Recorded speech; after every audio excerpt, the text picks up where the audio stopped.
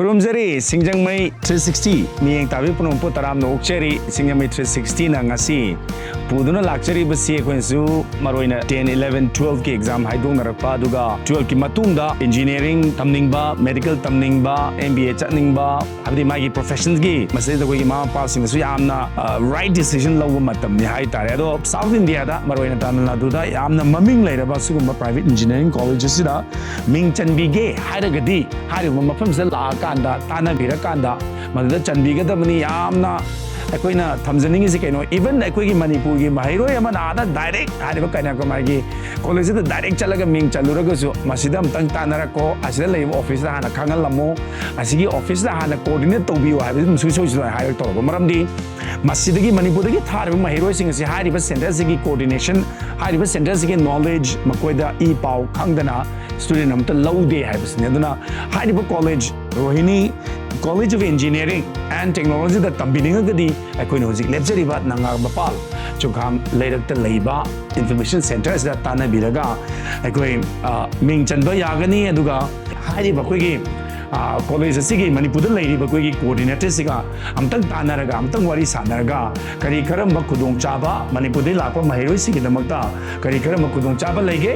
top topa college asida piriba topa college da phangdaba khudong chaba na karino haibna chingdo koi amtang tanamina si masi hui college kamain toge hai matamda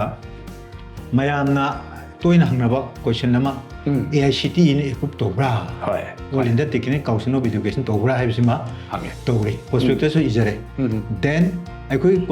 simasi Anna University gi makhada affiliate tojabne Chennai da leibasida hoi asi gi mathakta amuk magi infrastructure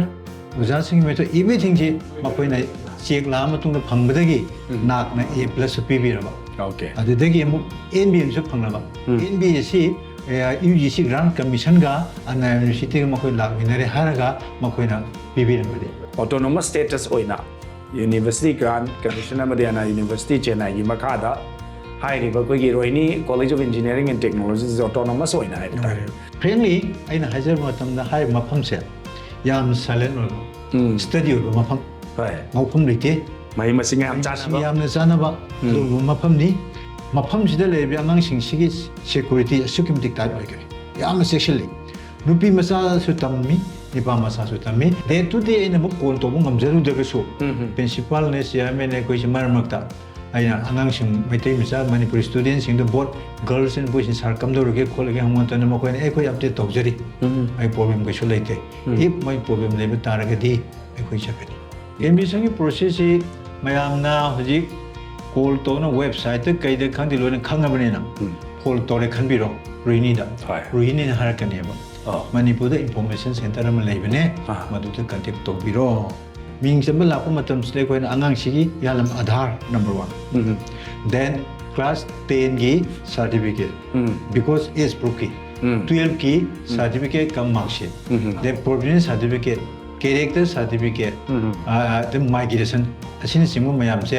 porko to ba okay ego ji taseng ba entrance test ki mot angang mark to depend toy ai ming Satyajit mutum ka we ai je hangang da college se da 2022 de ga horok ne to ga hojik se ai final year lo sala ga yum da tolok pa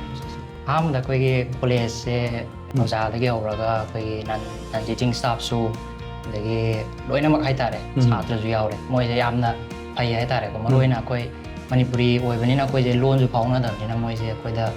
hanthana yeng ma khot pa hai da dum ta lai ta yamna nuksi chana na yamna nuksi na ro min na ya da ge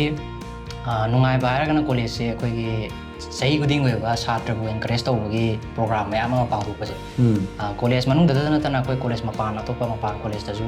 chat tu na ai de adu da tam so si de gi kai khang ko pa na chat lu hai ba gi ju dum tha dong se ta we hai duga college manung da ju tum koi gi chhatra jing gi pung ta wat na ba ai de direct sim tam ma lai ba da ju wa ba ni na man du gi sports ni kang de adagi competition ni kang de ko yam na dum pang thok jai hai ta dum chhatra je first year de ho ga dum final year ba loina loina mak participate to ya ri tai ta industrial visit se koi department gi maka pun pu ya da computer science ki na computer ga mari leina ba mafum da koi civil gi na dum civil gi maruina aina isana yaujara pai tare ko gi theodolite surveying na ma ko koi jaga am na pu bi raga setup ka instrument setup ka to ba da gi measurement to ba lam mon ba ko ma am jo ꯑꯗꯨꯝ ꯇꯥꯛꯄꯤꯒꯦ ꯍꯥꯏꯇꯥꯔꯦ ꯑꯩꯈꯣꯏ individual ꯑꯣꯏꯅ ꯍꯩꯍꯧꯅꯕꯒꯤ ꯑꯗꯨꯝ 20 acres ki pak chawba mafamda sandokliba magi academic section aduga administration amadi koi hostel chingba hariba mafamsida pull up leire hai tare hariba Rohini College of Engineering and Technology da piriba coursing hai tare engineering coursing se kari no hai se ina kopna hai video se loina hai tare so koi makha da description da caption da hapcharamge adonna tambiningba koi ki field sing coursing yaubiraga di success ramaki Rohini College of Engineering and Technology staff success ramgi tamba yagi kudong chagdo phangbi